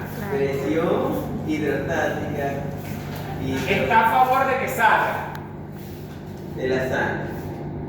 ¿Ok? Ajá. Está a favor de que salga líquido. Ya va. Es para. Esa presión hidrostática de la sangre, escúchenme, ¿quién la ejerce? El corazón. Cuando bombea la sangre va con cierta presión y esa presión hace que la sangre quiera salir de los vasos sanguíneos. Eso se llama la presión hidrostática de la sangre. ¿Ok? Segunda presión. ¿Qué pasa, muchachos? Que dentro del plasma sanguíneo, imagínense que el plasma entrega agua. Pero en la sangre hay unas proteínas que se llaman albuminas. Y las albuminas cuando la sangre pierde líquido se concentran. Y hay una ley que dice que el agua va desde donde está más diluido hacia donde está más concentrado. Entonces, ¿qué pasa? Que en este plasma sanguíneo hay proteínas que son la albumina, la misma hemoglobina, pero principalmente son las albuminas. Esas proteínas cuando se mezclan a coloide. Cuando se me Entonces existe una presión que ejercen esas proteínas de la sangre que se denomina la presión coloidosmótica del plasma sanguíneo. Y esa presión coloidosmótica del plasma sanguíneo jala el líquido hacia el vaso sanguíneo. Bueno, un bajón. ¿Cómo se llama presión? Pero ese no parece tan muy viejito. La presión hidrostática de la sangre está a favor de que la sangre salga. La presión coloidosmótica del plasma está a favor de que la sangre Se quede. de que el líquido entre o se quede. ¿Ok? Bien. ¿Qué pasa? Los líquidos intersticiales también tienen su presión hidrostática. También hay una presión hidrostática del líquido intersticial. Esa presión hidrostática del líquido intersticial es todo lo contrario a la del plasma, la de la sangre. Lo que quiere es que la sangre se devuelva, ¿lo ven? presión hidrostática del líquido intersticial. Esta es la presión hidrostática del líquido intersticial. Ahora, la presión hidrostática de la sangre, ¿quién da la fuerza y el corazón? Pero aquí no hay corazón y la presión esta es casi nula. Existe, pero es nula, casi nula, porque el líquido intersticial no hay nada que lo presione a llevar líquido hacia los vasos sanguíneos. La otra presión que hay es la misma presión coloidosmótica del líquido. ¿Qué es lo que tiene la presión coloidosmótica del líquido intersticial? Que venga para acá, traer líquido. Pero ¿cuánto es la cantidad de proteína del líquido intersticial? La cantidad de proteína del líquido intersticial es muy baja. Por tanto, esta fuerza también es esto básicamente es nulo. Y este que está acá es nulo también. Pero son las 4 fuerzas que están mencionadas en la literatura. Y a pesar de ser nulo, en otros estados, en otras patologías sí pueden llegar a afectar. Me está diciendo que es decir que en el líquido intersticial también hay albumina, entonces. Y pues la clave que es que el líquido intersticial sí tiene un pelito de proteína, pero muy poquito. Por tanto, esas proteínas ejercen una presión coloidosmótica también, pero como no es como el plasma, la presión coloidosmótica del plasma es mucho mayor que la presión coloidosmótica del líquido intersticial, que casi no tiene proteína y por tanto su valor está alrededor de los 4 milímetros de mercurio, es casi nulo. ¿Ok? O sea, son proteínas que se unen con el agua para crear los colores también.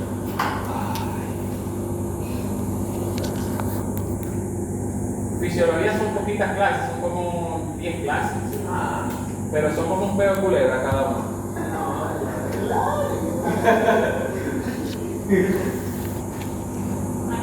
Y bueno, estas son 98.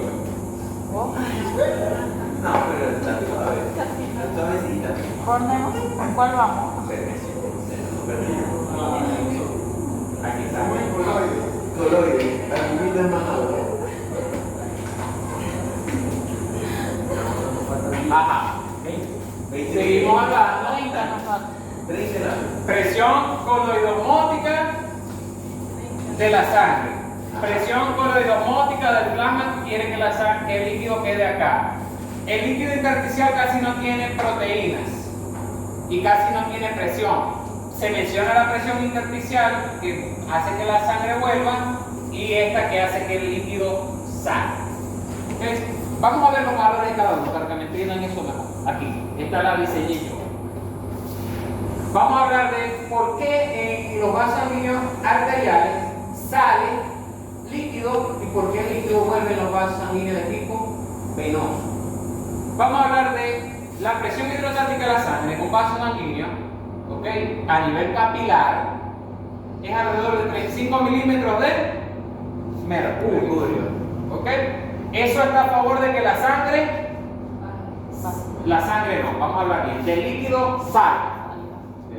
Okay. La presión que también quiere que el líquido salga es la presión oncótica de las proteínas del líquido intersticial. Entonces, esta quiere que el líquido también salga, pero fíjense la diferencia. ¿Cuánto vale esta presión? 5 milímetros. Y esto vale 35. 35 más 5, ¿cuánto da? 40. ¿A favor de qué? De que salga. Vamos a ver cuánto es lo que a favor de que entre. ¿Cuánto es la presión oncótica o coloidosmótica de la sangre? 25 milímetros de mercurio. ¿A favor de qué? Entre. ¿Y cuánto es la presión hidrostática del líquido intersticial? ¿A favor de que entre también? 5 milímetros. 5 más 25, 40 a favor de que salga, 30 a favor de que se quede. ¿Qué pasa? Queda 10 a favor de que salga. Y por eso es que la sangre sale de acá, sale desde el vaso sanguíneo arterial hacia el tejido. ¿Qué pasa? Que llegamos a una parte del tejido donde están los vasos sanguíneos venosos. ¿Qué pasa? Que las venas, ya la presión en las venas, yo les dije en histología que tenían incluso epitelio y capas musculares más finitas porque casi no hay. Fíjense que mientras que una arteria, en un capilar arterial son 35 milímetros de mercurio, aquí en la vena son 18 milímetros. Sáquenos la cuenta. Si la presión hidrostática son 18 milímetros, quiere que salga. Y esta quiere que salga también. 18 y 5 son 23. a favor de que salga. Y a favor de que se quede 25 más 5 son. 30. Va a entrar. Entonces, ¿qué pasa? ¿Qué cuenta al final? Das menos 7. Menos 7 a favor de que vuelva otra vez A entrar. hacia el vaso sanguíneo. Por eso es que el líquido vuelve al vaso sanguíneo. A ese mecanismo, a ese juego de presiones, coloidosmótica del plasma, coloidosmótica del líquido intersticial, hidrostática del plasma, hidrostática del líquido intersticial, tanto a nivel arterial como a nivel venoso, que permite el intercambio de líquido entre los capilares y los tejidos, se le llama mecanismo de Starling. Starling, con estrella e I, Starling. L-I-N-E. No es Starling con K como si fuera la de los mocos. No es el internet del Gatari. No. Starling. Una cosa curiosa, muchachos. Pero cuidado. ¿De qué depende esta presión osmótica? ¿De qué depende la presión coloidosmótica del plasma? De la cantidad de proteínas en el plasma sanguíneo. La cantidad de proteínas en el plasma sanguíneo varía según la dieta del animal. Animales bien nutridos la van a tener bien. Animales que estén bajo hipoproteinemia, bajo desnutrición, van a tender a tener menos presión coloidosmótica del plasma. Y como hay menos presión coloidosmótica del plasma, regresa menos líquido al vaso sanguíneo. Por eso es que los animales con tripanosomiasis se le hace edema submandibular. Porque la presión coloidosmótica del plasma, el tripanosoma, junto con el hambre, que el animal no consuma nutrientes, proteínas necesarias, disminuye la presión coloidosmótica del plasma. Y al no haber presión coloidosmótica del plasma, va a quedar líquido porque no hay quien jale líquido. Porque vemos que la presión coloidosmótica es muy importante para devolver el líquido al vaso sanguíneo. El líquido queda en el tejido y se produce en humanos la elefantiasis y el edema submandibular que se ve en el ganado. ¿Okay? Por disminución de la presión coloidosmótica del plasma. Hay que el ejemplo, no sé si esa imagen de internet no sale en el game. ¿Okay? El 90% de los líquidos de un tejido se va por ese sistema de Starling, pero hay un 10% del líquido en el tejido que no se va por ahí, sino que se va por un drenaje que tienen todos los tejidos, que Quintón eso sí no se lo vio. A Quintón no le dio 3 clases de sistema linfático. No, lo mencionó. Cada tejido, cada órgano tiene su drenaje linfático y el exceso de líquido se va por ahí. Y ese drenaje linfático de una vez pasan por las arcabalas del cuerpo, que son los nódulos linfáticos que tiene el órgano linfático, y va a ser un trabajo que van a ver ustedes en inmunología. ¿Ok? ¿Qué pasa? Que si yo tapono el drenaje linfático, se tapa, queda acumulado líquido en el tejido y se produce un edema, un aumento de líquido en el tejido, acumulación de líquido anormal en el tejido, pero porque se taponó el desagüe, no porque haya problemas con el sistema de Starling. ¿Ok? Vamos a hablar del edema, que es lo que el próximo apartado que vamos a ver. Tiene que haber un equilibrio hídrico en el cuerpo. Tiene que haber un equilibrio en que el tejido tiene que tener la cantidad de líquido estándar, pero no puede haber un acúmulo anormal de líquido en los tejidos. Cuando en los tejidos ocurre un acúmulo anormal de agua en los tejidos, se le llama edema. A eso se le llama edema. ¿Ok? El individuo tiene que tener un balance para mantener ese equilibrio líquido en el cuerpo. Tiene que tener un balance entre lo que consume de líquido y lo que elimina de líquido. A ver, de nutrición. Díganme, a ver, Alemán, ¿cuáles son las maneras que tiene un individuo para obtener líquido?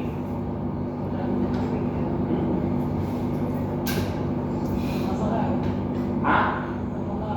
Ajá, por un lado la ingesta de agua directamente. Ok, esa es una. ¿Cuál es la otra dos? ¿Quién sabe? Yo, el agua metabólica. El agua metabólica, que es lo que produce, y el agua que está en los alimentos, porque yo me como una arepa, ajá, y eso es harina y tal, pero la arepa tiene agua, ahí estoy consumiendo agua. Por ejemplo, ¿no les ha pasado que a lo mejor hay un día, usted suponete que vos bebéis 4 litros de agua al día, por decir una vez, pero un día que comiste pastillas, que comiste melón y tal, ese día vos bebiste menos agua. bebiste lo mismo, pero no bebiste tanta agua de ingesta, sino que te la comiste como los alimentos. Igualito el día que uno bebe sopa, en general en todo el día uno toma menos agua a través de ingesta directa. ¿Ok? Yo no tomo casi agua, tanta pastilla. Ahí está. Sí, Bueno. el poco de patilla que vergación, no. Está bien. Llevar una Nos hidratamos de más porque En el cuerpo entonces hay pérdidas de líquido en la orina, perdemos líquidos al sudar, perdemos líquidos realizando el metabolismo, en las heces también se va gran cantidad de líquido, en la respiración va humedad, se va líquido y ganamos líquido a través de esos tres métodos, ingesta de agua, alimento, tal. Por eso es que a pesar de que uno esté tranquilito aquí en la silla, yo tengo que estar 72 horas y si no bebo agua, me muero. ¿Okay? No puede estar un individuo 72 horas sin consumir agua, porque nuestro gasto de agua es continuo. A pesar de que la generamos en el metabolismo, también la gastamos muy rápido. ¿Okay? Ahí están los líquidos. Eso es suero, plasma. Sabemos que plasma, ya eso lo expliqué en Totalmente la. Hay veces que hay cambios en la regulación de los líquidos. ¿Okay? Y esos cambios pueden ser debido a cambios a lo mejor en concentraciones de un ion muy importante que se llama sodio. Generalmente las personas que tengan el sodio alto tienden a retener líquido. ¿Por qué? Porque el sodio por ósmosis jala moléculas de agua. ¿Okay? En cambio, personas que tengan niveles de sodio muy bajos tienden a tener que subirlos porque no están reteniendo líquido. ¿Okay? Hay una patología que se llama bajos niveles de sodio en sangre. No se le llama hiposodiemia, no, se llama hiponatremia. Es la patología que significa bajos niveles de sodio en sangre. Hipernatremia significa altos niveles de sodio en sangre. ¿Ok? Veamos qué hace la hiponatremia y la hipernatremia. Aquí hay diferentes causas. No me importa ahorita las causas de hipo y hipernatremia porque no estamos en fisiopatología. Sin embargo, sí me interesa que sepan ciertas cosas. ¿Ok? Edema. El edema es el exceso de líquido en los tejidos. En el caso del humano, siempre generalmente el líquido se acumula en las partes que por gravedad tienden a favorecer más ese proceso. Por ejemplo, una vaca no es que se va a hinchar toda de agua, se le hincha la ubre, se le hincha mucho en las partes bajas del cuerpo. Mientras que los humanos, las partes donde cuesta más que la sangre suba, por gravedad, aquí se almacena más. En el caso de los humanos se da el fenómeno este que se llama elephantiasis. En el caso de los caninos también. ¿Okay? En el caso de los animales estos, fíjense dónde ven más uno un edema. Puede ser a nivel de la mamaria o a nivel de la papada. Aquí está un ovedito y aquí está un vacuno con edema submandibular, se le llama eso. O tiene papel. Tiene papel, ¿verdad? Entonces, los edemas se clasifican según varios tipos de edemas. Hay edemas donde la acumulación de líquido es intracelular y hay edemas donde la acumulación de líquido es a nivel intersticial. Vamos a hablar primero del intracelular, que tiene diferentes causas. El edema intracelular por dentro de la célula puede ser por hiponatremia. ¿Por qué ocurre un edema por hiponatremia? Porque si la célula tiene 300 milimoles, generalmente aquí debería ser también 300, pero si hay menos sodio, la osmolaridad de la sangre baja y no va a ser 300. Si hay menos sodio, porque el sodio es necesario para mantener la osmolaridad de la sangre. Y si hay menos sodio, obviamente la osmolaridad va a ser menor. Y si la osmolaridad es menor, ¿qué va a buscar hacer el agua? Va a ir de donde está más diluida a donde está más concentrada y la célula se va a hinchar. Y eso es lo que se llama edema intracelular. Otras causas de edema intracelular es por falta de nutrición, desnutrición del animal muy grave.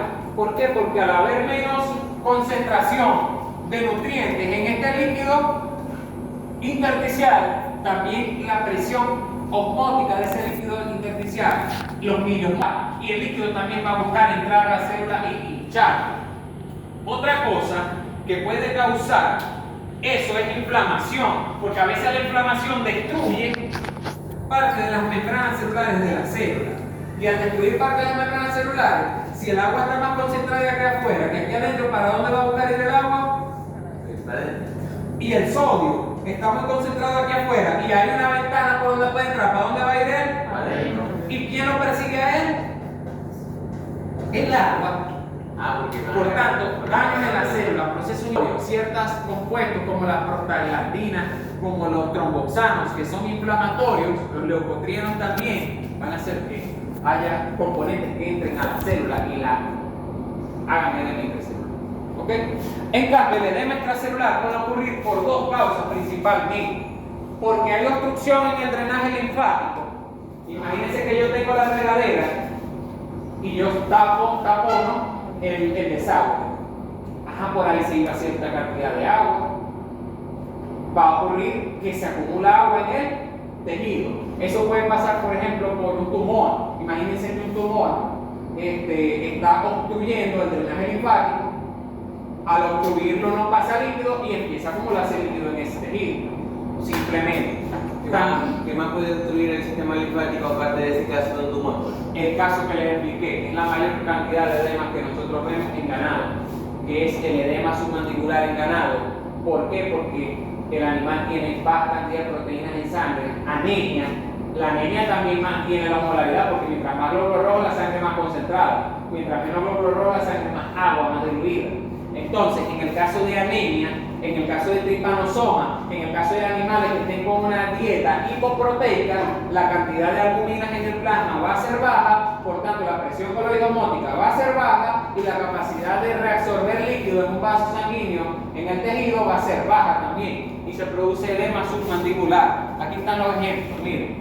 Este es el edema por hiponatremia, por baja cantidad de sodio. Al haber poca cantidad de sodio en sangre, baja la presión osmótica, baja la osmolaridad de la sangre. ¿Y qué va a pasar? Que el agua va a buscar entrar a la célula. En caso de por falta de proteína baja, problemas nutricionales, como está tan bajo la osmolaridad del líquido intersticial y está alto, está normal el de la célula, el agua busca entrar también. O por daños inflamatorios, fíjense aquí en este ejemplo. Si por fuera tiene 220 milimoles y por dentro tiene 300, el agua va a buscar entrar. ¿Ok? O sea, es decir que cualquier factor que afecte la osmolaridad del líquido intersticial, o sea, va a buscar entrar en la célula, pues. No, porque si es al revés y si hace aumentar el agua busca salir. Pero en estos casos de edema no, porque lo que estamos hablando es el edema intracelular.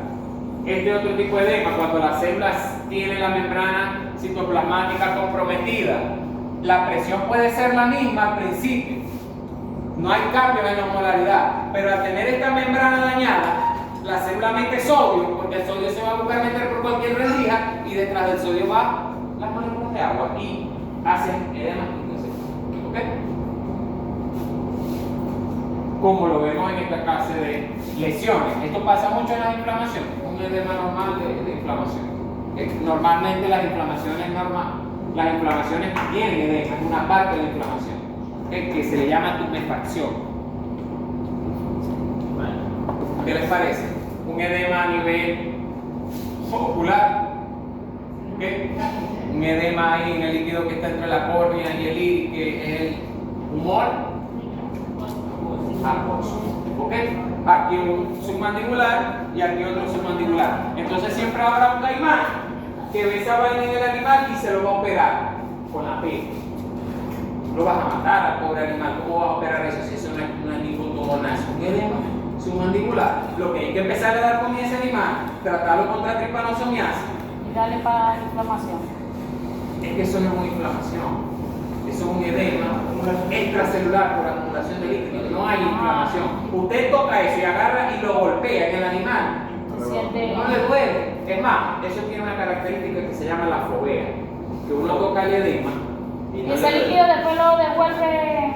Uno toca el edema, no sé, y aprieta el fobea con B grande, aprieta y suelta el dedo. Si queda el dedo hundido ahí y poco a poco vuelve a su normalidad y no vuelve de una vez el tejido así, eso se le llama la fobea y eso es característica de los edemas.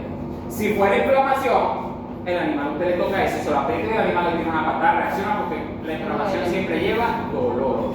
Pero eso no le duele al animal. Le metí un pillazo y Lo agarré como un pavo. Fíjense, este es el caso de un animal con hipoproteinemia. Este es el caso normal, pero fíjense cuando tiene hipoproteinemia, ¿qué es lo que pasa con el mecanismo de Starling? Que al haber malnutrición, proteinuria, es decir, ¿qué es proteinuria? Que hay un daño en el riñón que hace que la proteína de la sangre se vaya en la orina. Eso puede ocurrir por una insuficiencia renal, por una glomerulonefritis, por una inflamación de los riñones en general. Hemotrópicos, fallas hepáticas. Hay baja cantidad de proteínas en el plasma sanguíneo y al haber baja cantidad de proteínas en el plasma sanguíneo disminuye el poder de presión oncótica. Saquemos la cuenta acá y sigue saliendo líquido. Vamos a sacar la cuenta aquí cómo se devuelve. 18 más 5 son 23 y 15 más 5 son 20. 3 y sigue saliendo. Por eso es que el líquido no vuelve y se queda acumulado y generalmente lo vamos a ver en las zonas bajas del animal. ¿Cómo se corrige eso? Hay que nutrir los animales. Si es una hipoproteinemia porque el animal está comiendo tierra, vas a tener que darle comida al animal, si no estamos eliminados. ¿Okay? Si es por cuestión de hemotrópicos, hay que tratarlo en hemotrópicos. ¿Okay? Y establecer un plan sanitario para controlar eso. ¿Okay? Bien, vamos a hablar. ¿Qué hora es? No, esta clase la tengo que terminar porque la tengo que terminar. La 1:04, pero que tenemos a las 2:30. Sí, listo, es 1:30. Vamos a hablar de una parte que me gusta mucho de la clase. Vamos a hablar de los mecanismos corporales que activan el cuerpo cuando hay deshidratación y cuando hay sobrehidratación. Es que las clases de fisiología, ¿verdad que son largas como un poco culebra? Ustedes que ya las vieron, son largas, son poquitas pero largas. Y 2 clases de fisiología en un parcial. Excepto la de corazón que es tan larga que son en una sola clase y un parcial. Vamos a hablar de los mecanismos que activa el cuerpo cuando un individuo está deshidratado. Recuerden que una persona, un animal, ¿en cuánto tiempo se muere por deshidratación? 72 horas, es lo que va a durar. Un becerrito no mamó en la mañana, el obrero está relajado, ni con sus cojones. El becerrito no mamó mañana, también está relajado, sus cojones. Ya te viene a decir, doctor, el becerro está un poquito triste cuando ya lleva 72 horas deshidratado. A ver cómo hace uno para que sobreviva el animal. Porque a veces el animal se siente mal, el becerro y no busca mamar. A veces, verga, si no mamó, vamos a darle tetero, pero sabemos que él tiene que estar hidratado. No mamó en este avión, pero tiene que mamar obligado en el hidratar, porque si no se hidrata, se muere. Y el becerro no va a agarrar ni beber agua. El becerro al principio, cuando es más chiquitito, que es la única fuente de líquido de él, la leche. Entonces el cuerpo tiene ciertas estrategias, ciertos mecanismos que él activa para luchar contra ese proceso de deshidratación. Los 3 mecanismos que se activan para la deshidratación son el mecanismo de la sed, el mecanismo de acción de la hormona antidiurética, que también se le llama la vasopresina o arginina vasopresina, y el sistema renina, angiotensina, aldosterona. ¿Okay? El sistema renina, angiotensina, aldosterona. Okay. Vamos a hablar primero del mecanismo de la sed. ¿Qué es la sed? ¿Quién lo lee? Que ya me duele un poquito la garganta. Héctor. Es un síntoma natural por la que se define esa ansia de beber líquido. Esta sensación no es más que un mecanismo de defensa de nuestro cerebro que utiliza, me imagino que va a decir, Sí. para que pongamos atención al nivel de agua que tenemos en nuestro cuerpo. ¿Sigo? Claro que sí. Todo y después lo explico. A nivel hipotalámico, posee unas neuronas especiales que actúan como hormoreceptores. Se encargan de medir. Se encargan de medir la osmolaridad de la sangre. O sea, entonces ellos detectan la osmolaridad de la sangre y ellos ven si la osmolaridad aumentó es porque el individuo está deshidratado, si la osmolaridad disminuyó es porque está sobrehidratado. ¿Ok? Esos hormoreceptores se encuentran a nivel hipotalámico. Cuando esos hormoreceptores se activan porque la osmolaridad de la sangre aumentó, ¿qué quiere decir? Que la concentración de la sangre aumentó, falta líquido en la sangre. ¿Ok? esos homorreceptores automáticamente liberan ciertos neurotransmisores a la corteza cerebral que hace sentir al individuo esa ansia, esa necesidad de consumir líquido, que nosotros llamamos sed. ¿Ok?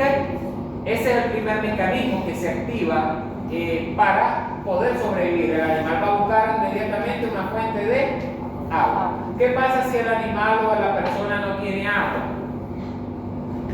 Tiene que seguir y activarse el siguiente mecanismo. ¿Okay? Vamos al siguiente mecanismo. El siguiente mecanismo es un mecanismo que esos mismos receptores, así como activaron el mecanismo de la sed, van a activar la liberación de una hormona que se llama la ADH o la hormona antidiurética, o en español la ABP, la arginina vasopresina. Fíjense el nombre, vasopresina, ¿qué quiere decir? Que aumenta la presión en los vasos sanguíneos. Porque si la hormona hace que aumente la cantidad de líquido en los vasos sanguíneos, si hay más líquido hay más presión, por eso que se le llama vasopresina. Esa hormona la produce el hipotálamo. Eso es anatomía, eso no se lo vio. Hipotálamo. Y esta hormona, esta glándula que está acá, por debajo del hipotálamo, se llama la hipófisis. La hipófisis tiene una porción anterior llamada de la hipófisis y una porción posterior llamada neurohipófisis. La vasopresina o hormona antidiurética se produce aquí, pero se almacena aquí.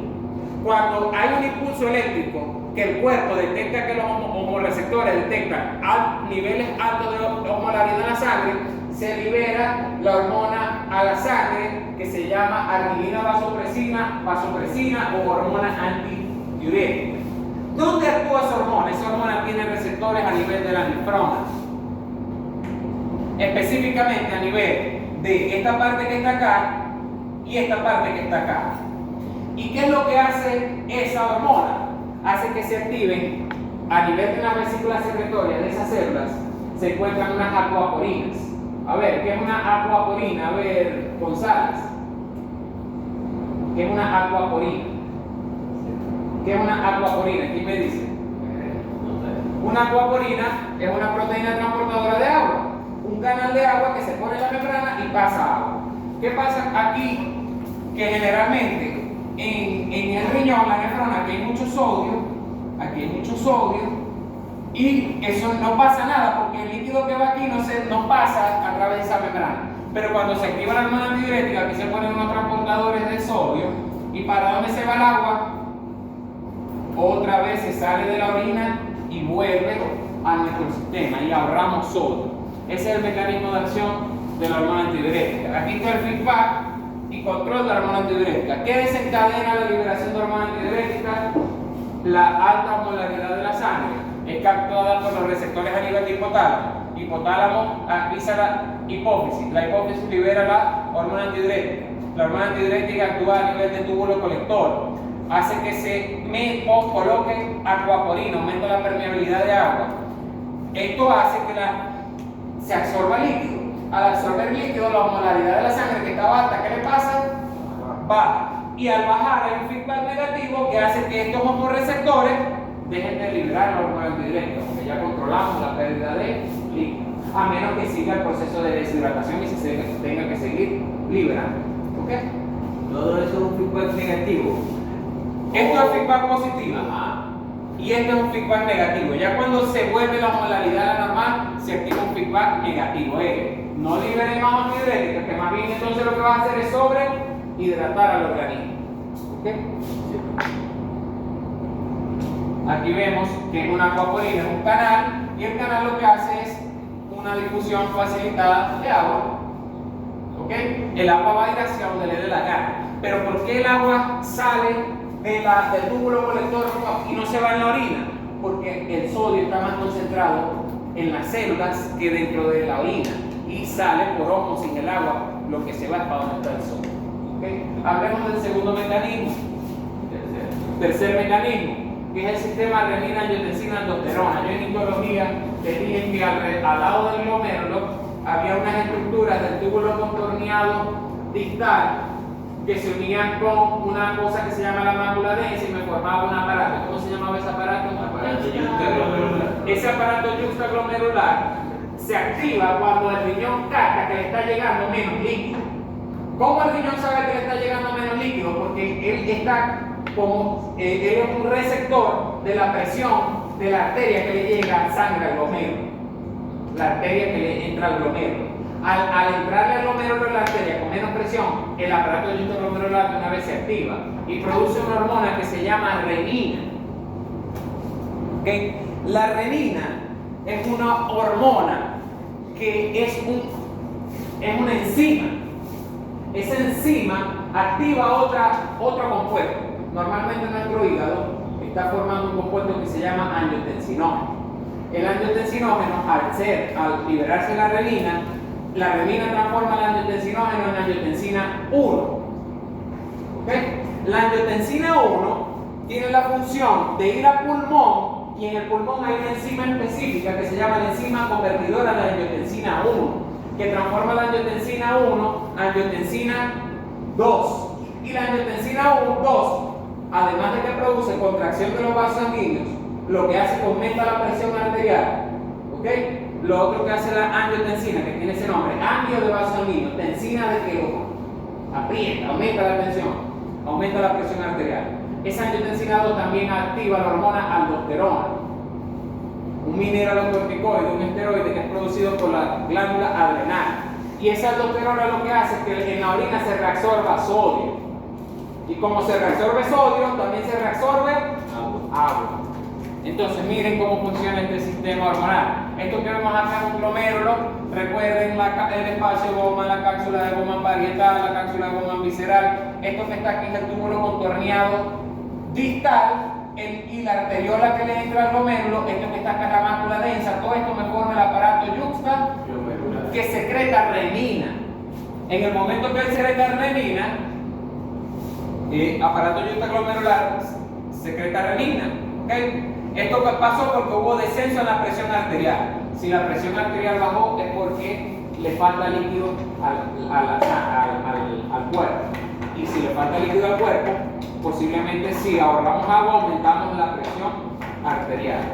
La renina transforma el angiotensinógeno que lo produce el hígado en angiotensina 1. Angiotensina 1 se va para el pulmón, que activa en la enzima convertidora de angiotensina, la transforma en angiotensina 2. Esta angiotensina 2 aumenta la presión arterial. ¿Okay? La angiotensina 2 activa la aldosterona, que se produce en las glándulas adrenales y en el caso humano suprarrenal, como en esta imagen. La aldosterona, ¿qué es lo que hace? Que haya retención de sodio. Al haber retención de sodio, por un lado hay retención de agua. Y al retener sodio también estamos reteniendo agua y aumentamos la presión arterial. Y al aumentar la presión arterial, ya no va a haber el estímulo de descenso de presión arterial y por tanto se suprime la renina, angiotensina, aldosterona. Una vez que los niveles de homeostasis del agua vuelvan a estar en equilibrio, no hay necesidad de producir el sistema renina, angiotensina, aldosterona. ¿Ok? Aquí vemos un ejemplo del sistema renina, angiotensina, aldosterona, pero está en inglés. Ok. Eso pasa cuando el individuo está deshidratado. Ahora pasa todo lo contrario. En el caso de un animal con falla renal o con problemas de individuo deshidratado, está más facilito. Miren, se inhibe la sed, no se libera hormona antidiurética, no se produce renina, angiotensina, aldosterona. Esas son las primeras cosas. Lo que se activa en la sobrehidratación es evitar que se activen los mecanismos de la sed. ¿Ok? ¿Qué pasa? Que hay unos animales tan arrechos que estamos bebiendo cerveza y nos provoca seguir bebiendo a pesar de estar sobrehidratados. Entonces, si el cuerpo no regula que nos estamos sobrehidratando, lo primero que va a hacer es que sigo bebiendo líquido, retengo líquido, aumento mi presión arterial y eso puede descompensar todo mi cuerpo. Yo tengo que eliminar líquido, tengo que producir más orina. ¿Cómo lo voy a lograr? Activo una hormona que se llama el factor natriurético atrial. ¿Dónde se produce el factor natriurético atrial? ¿El factor qué? Natriurético atrial, o también llamado péptido natriurético auricular. En el corazón. En el corazón, en el atrio del corazón. Exacto. ¿Qué pasa? Que cuando el corazón está muy lleno de líquido, de sangre, es porque hay mucho volumen de sangre. Y si hay mucho volumen de sangre, debe ser porque hay mucha cantidad de líquido. Eso es lo que interpreta el cuerpo. Entonces, como las paredes de ese corazón se estimulan más al haber mayor volumen de líquido, él libera esta hormona que se llama péptido natriurético auricular o factor natriurético atrial. ¿Okay? Esa hormona actúa a nivel del riñón. ¿Qué es lo que hace ese factor natriurético atrial en el riñón? En vez de favorecer la absorción de sodio, promueve la excreción de sodio. Por eso es natriurético. Natrio de sal, urético de orina. Promueve la cantidad de orina de sal en la orina. Y al promover la liberación de sal en la orina, ¿qué se le pega a la sal? Moléculas de agua. Y al hacer eso, aumenta la cantidad de orina producida. Y al aumentar la cantidad de orina producida, mira cómo se pone el caballo. Orina, y nosotros también nos vamos a poner esquina con una mata y orinamos. Cada 2 cervezas, orinamos, así. ¿Ok? Esto en animales no pasa. El animal no se va a beber, a menos que le enseñemos a un perro a beber cerveza, porque se le puede enseñar a los animales ese tipo de conducta. Generalmente el animal no va a sufrir de eso naturalmente. ¿Cuándo puede ocurrir? Cuando uno le pone suero a un animal y el suero te hace querer orinar, porque ya cuando está hidratado y te sobrehidratáis, hay que activar estos mecanismos. Si a uno le están poniendo un suero, ya está hidratado y no te va a dar sed. A mí te dan ganas de orinar. Esto le puede ocurrir a animales. El problema con esto es cuando el animal tiene falla renal. Porque cuando el animal tiene falla renal, retiene, en vez de, muchas veces se deshidrata, pero también retiene líquido. ¿Okay? Yo creo que esta es la última. Ahora, este es un corte del cerebro de un estudiante antes de la clase, y este es el mismo cerebro del estudiante después de la clase. Y vemos una encefalopatía traumática. Sí, estamos listos. Esta fue la clase número 1 de la materia. La próxima clase, tema 2. Y después, primer parcial de la materia. Vayan estudiando. Para eso.